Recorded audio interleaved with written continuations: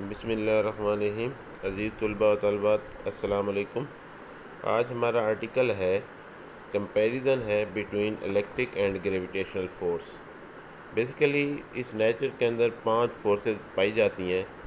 इसको हम last chapter 21 में डिस्कस करेंगे और एक यूनिफिकेशन थ्योरी भी देखेंगे कि कुछ साइंटिस्ट ने क्या किया है, कुछ फोर्सेस को कंबाइन करने की कोशिश की है। तो आज बेटा जी हमारा आर्टिकल है वो कंपैरिजन है between electric force and gravitational force. जो इलेक्ट्रिक फोर्स है उसके मुतल्लिक हमें कूलम ने बताया था, और इलेक्ट्रिक फोर्स हमेशा दो चार्जेस के दरमियान पाई जाती है। और जो ग्रेविटेशनल फोर्स है वो बेसिकली हमें न्यूटन ने बताई थी, और वो हमेशा दो मैसेज के दरमियान पाई जाती है। तो पहले कंपैरिजन में देख लें कि आप लोगों की जो इलेक्ट्रिक फोर्स है दो चार्जेस के मुतल्लिक, दो चार्जेस के दरमियान, और वो बताई कूलम ने, वो किसके बराबर होती है, F of E is equal to K Q1 Q2 over R का स्क्वायर। इसी तरह बेटा जी जो ग्रेविटेशनल फोर्स होती है वो दो मैसेज के दरमियान होती है, तो F of G is equal to G m1 m2 over R का स्क्वायर। फिर दूसरे में वो कहता है कि पहला दो चार्जेस के दरमियान, और दूसरी जो ग्रेविटेशनल फोर्स है वो बड़ी दो मैसेज के दरमियान। इसी तरह जो सेकंड है उसमें वो कहता है कि दी values of electrostatic constant is so much larger, वो बहुत ज़्यादा होता है क्योंकि के की वैल्यू बड़ी 9 × 10⁻⁹ न्यूटन मीटर का स्क्वायर बाई सी का स्क्वायर। लेकिन जो ग्रेविटेशनल फोर्स है उसमें कांस्टेंट क्या होता है, 6.63 × 10⁻⁻11। तो कंपैरिजन में इनकी जो वैल्यूज़ हैं कांस्टेंट की, उसमें बेटी क्या है, बहुत ज़्यादा फ़र्क है। जो के की वैल्यू है वो बहुत ज़्यादा है, 10⁻9 टाइम ज़्यादा है, और दूसरी 10⁻11 टाइम क्या है, भी लेसर है। इसी वो नीचे कहता है कि it is a much stronger force. दो चार्जेस के दरमियान बेटी हम जब भी फोर्स की बात करेंगे तो वो स्ट्रांग फोर्स होगी, क्योंकि उसकी कांस्टेंट की वैल्यू बहुत ज़्यादा है। दूसरा जो ग्रेविटेशनल फोर्स है वो क्या कहते हैं, it is a weaker force. 10⁻11 times किसी भी जगह जब हम कैलकुलेशन करेंगे तो 10⁻11 से जब भी मल्टीप्लाई करवाएंगे तो वो वैल्यू क्या होगी, बहुत कम होगी। तो उस फोर्स की वैल्यू जो आएगी वो 10⁻11 टाइम कम हो जाएगी। इसलिए हम कहते हैं कि वो जो फोर्स होती है ग्रेविटेशनल फोर्स, वो हमेशा क्या होती है, वीकर होती है। लेकिन जो आप लोगों की इलेक्ट्रिक फोर्स होती है वो हमेशा क्या होती है, बड़ी स्ट्रांगर होती है। दूसरी पहले हम डिस्कस कर चुके हैं कि सिमिलर चार्जेस एक दूसरे को हमेशा क्या करते हैं, रिपेल करते हैं, और डिसिमिलर चार्जेस क्या करते हैं, अट्रैक्ट करते हैं।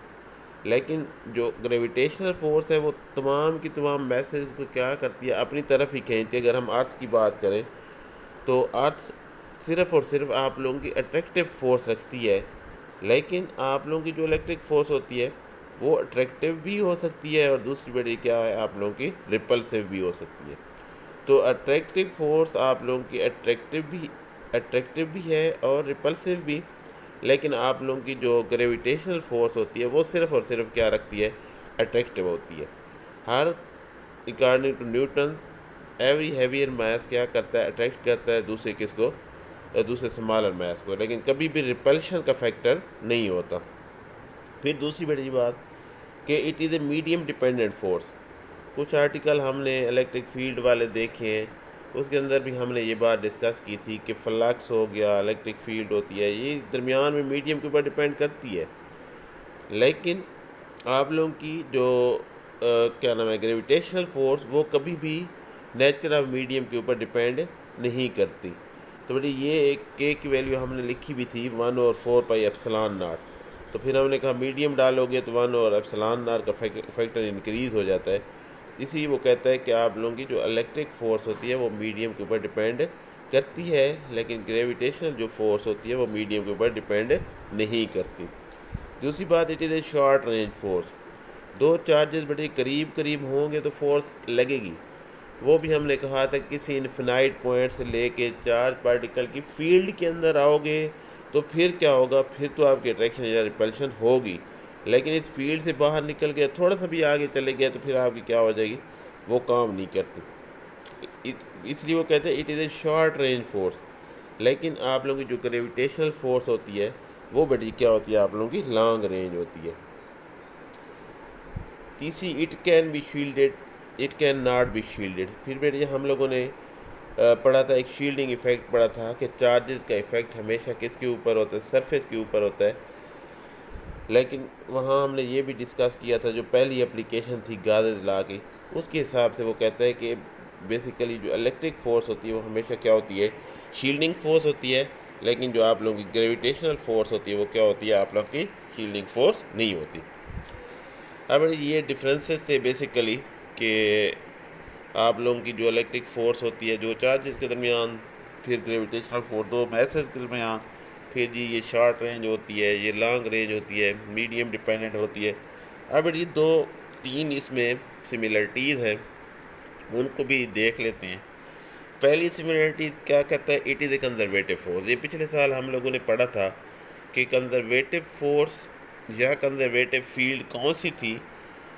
वो फोर्स जिसमें हमने कहा था कि ऐसी फोर्स होती है जिसमें work done independent of path हो, work done in a close loop will be zero हो। तो ऐसी फोर्स को हमने कहा था ये कौन सी फोर्स है, ये कंजर्वेटिव फोर्स है। तो वहाँ हमने ये जनरल किस्म की बात डिस्कशन की थी। तो बेटिया आप लोगों की जो इलेक्ट्रिक फोर्स होती है और जो ग्रेविटेशनल फोर्स है, दोनों कौन सी हैं, दोनों आप लोगों की कंजर्वेटिव फोर्सेज हैं। दोनों आप लोगों की पाथ पे भी डिपेंड नहीं करती, दोनों में वर्क डन क्या है, इंडिपेंडेंट ऑफ पाथ है, और work done in close loop क्या होगा बेटी, ज़ीरो होगा।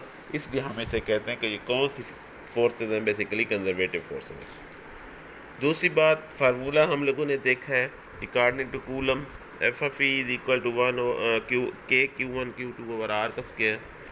तो F of G is equal to G M one M two over R का स्क्वायर। तो बेटी दोनों 1/r स्क्वायर की रेशो से चेंज हो रही हैं, इसलिए इसमें वो कहता है कि बेसिकली आप लोगों के दोनों जो हैं कौन सी फोर्सेस हैं, इनवर्स स्क्वायर लॉ भी इसे कहते हैं, बाद का ये पूछ भी लेता है MCQ वगैरह में। तो ये बड़ी याद रखना है कि ये दोनों लॉज इनवर्स स्क्वायर लॉज हैं, कि इन दोनों की वैल्यू बेसिकली 1/r स्क्वायर की रेशो के हिसाब से क्या होती है, चेंज करती है। फिर वो कहते हैं कि next, both obey superposition principle. Superpose करना एक दूसरे के साथ, कैसे, वो हम लोगों ने एक वेव वाले आर्टिकल में सुपरपोजिशन प्रिंसिपल पढ़ा था कि दो वेव जब मिलती हैं तो फिर उसका एक रिजल्टेंट होता है। इसलिए वो कहता है कि ये कौन से हैं, बेसिकली दोनों सुपरपोज करती हैं, दोनों फोर्सेस को जब हम एडअप करेंगे तो एक उस पे ऊपर सुपरपोजिशन का प्रिंसिपल क्या होगा, अप्लीकेबल होगा। नेक्स्ट बेटी ये आप लोगों का लॉन्ग क्वेश्चन है, charge on electron by Millikan method. ये इसको थोड़ा सा आज बेसिक देख लेते हैं, फिर इंशाल्लाह कल नेक्स्ट लेक्चर के अंदर इसकी कैलकुलेशन भी देख लेंगे। वो कहते हैं 1909 में एक मिलीकान नामी साइंटिस्ट था, उसने सबसे पहले सीरीज़ ऑफ एक्सपेरिमेंट किए, उसकी बेस के ऊपर उसने क्या किया, चार्ज ऑन इलेक्ट्रॉन मालूम किया कि एक इलेक्ट्रॉन के ऊपर चार्ज कितना होता है। फिर उसने किया क्या जी, सबसे पहले इसका प्रिंसिपल है कि suspension of oil drop between two plates by adjustment of electric field in such way that electric force becomes equal to gravitational force. जी बेटे इसको हम फिगर को देख लेते हैं कि इन्होंने प्रैक्टिकल परफॉर्मेंस कैसे की है, फिर इंशाल्लाह कल इसको मज़ीद डिस्कस कर लेंगे। जी इसमें बेटे जी यहाँ पे एक ए लिखा हुआ है, वो बेसिकली एक एटमाइज़र है। एटमाइज़र क्या करता है, एटमाइज़र में एक आयल इस्तेमाल किया जाता है, मस्टर्ड आयल वगैरह इस्तेमाल करते हैं। जब इसमें से आयल निकलता है, जो आगे जो नोज़ल का पॉइंट बना हुआ है उसमें से जैसे ही आयल निकलता है, एक प्रेशर के साथ निकालते हैं। वो जब प्रेशर के साथ निकलता है तो वो क्या करता है, उसके ऊपर ऑटोमेटिकली क्या आ जाता है, ड्यू टू फ्रिक्शन चार्ज आ जाता है। हमने ये पहले डिस्कस किया था कि किसी भी बॉडी के ऊपर जब भी चार्ज आता है तो हमेशा किसकी वजह से आता है, ड्यू टू फ्रिक्शन ही आता है। तो आयल जब इसमें से निकलता है तो नीचे दो प्लेट्स हैं जिसको, और ऊपर वाली जो प्लेट है जिसके ऊपर H लिखा हुआ है उसमें बेटी एक होल है। अब एक प्लस है, दूसरी माइनस है। इसका पोटेंशियल जो है या इसको जो वोल्टेज दिए गए हैं दो प्लेट्स को, वो आप लोगों के एडजस्टेबल हैं, उनको हम क्या कर सकते हैं, कम या ज़्यादा कर सकते हैं। ये इसके अलावा इस एटोमाइज़र में से ड्यू टू फ्रिक्शन आयल निकलता है, ड्यू टू फ्रिक्शन उसके ऊपर कोई ना कोई चार्ज भी आ जाता है।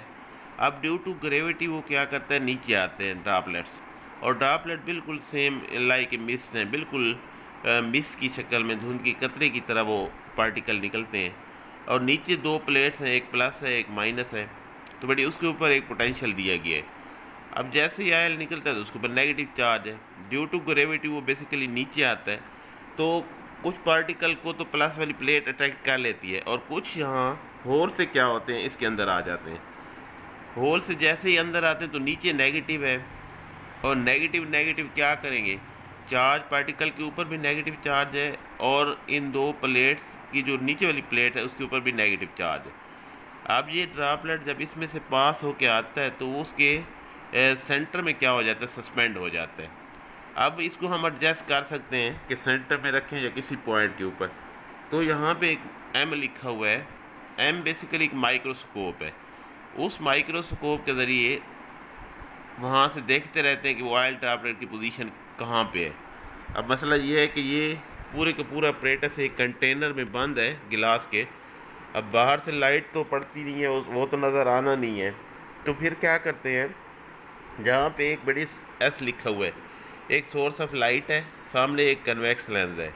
वो क्या करते हैं, सोर्स ऑफ लाइट जब इस कन्वेक्स लेंस के ऊपर फॉल होती है तो वो कन्वेक्स लेंस बेसिकली एक कन्वर्जिंग लेंस है। वो कन्वर्जिंग लेंस क्या करता है, तमाम की तमाम लाइट को एक पॉइंट के ऊपर फोकस कर देता है। तो अब दरमियान में बेटी जी जो एक पार्टिकल सस्पेंडेड है दो प्लेट्स के दरमियान, जहाँ पे डी लिखा हुआ है, ये डी बेसिकली स्मॉल डी है, वो दो प्लेट्स की सेपरेशन को रिप्रेजेंट करता है। एक विंडो लिखी हुई है W1, उसमें से लाइट पास हो के इस पॉइंट के ऊपर जहाँ डी कैपिटल लिखा हुआ है उसके साथ एक ड्रॉपलेट बना हुआ है, उसके ऊपर लाइट फॉल होती है। तो लाइट जब फॉल होती है बड़ी वहाँ पे ना उसके ऊपर चमक सी पैदा होती है, तो वो माइक्रोस्कोप की मदद से क्या हो सकता है, बंदा देख लेता है। तो इस तरह करके फिर आगे नेक्स्ट इंशाल्लाह इसकी कैलकुलेशन देखेंगे। अब पोटेंशियल को कम या ज़्यादा भी कर सकते हैं, अगर कम या ज़्यादा किसी भी पॉइंट के ऊपर हम क्या कर सकते हैं, सस्पेंडेड कर सकते हैं। पोटेंशियल बढ़ा देंगे तो लाजमी बात है वो नीचे नहीं आएगा, वो दरमियान में किसी जगह भी सस्पेंडेड हो जाएगा। और दूसरी साइड पे एक W2 भी है जिसमें से उन्होंने कनेक्शन वगैरह किए हुए हैं इन प्लेट्स के, जिसके ज़रिए उन्होंने क्या किया हुआ है, पोटेंशियल दिया हुआ है। तो इस तरह करके बड़ी ये सारे का सारा एक apparatus है जिसके ज़रिए हम क्या कर सकते हैं, charge on electron by Millikan method हम मेजर कर सकते हैं। इंशाल्लाह नेक्स्ट लेक्चर में इसकी मज़ीद कैलकुलेशन वगैरह कर लेंगे। उम्मीद है आप लोगों को समझ आ गई होगी।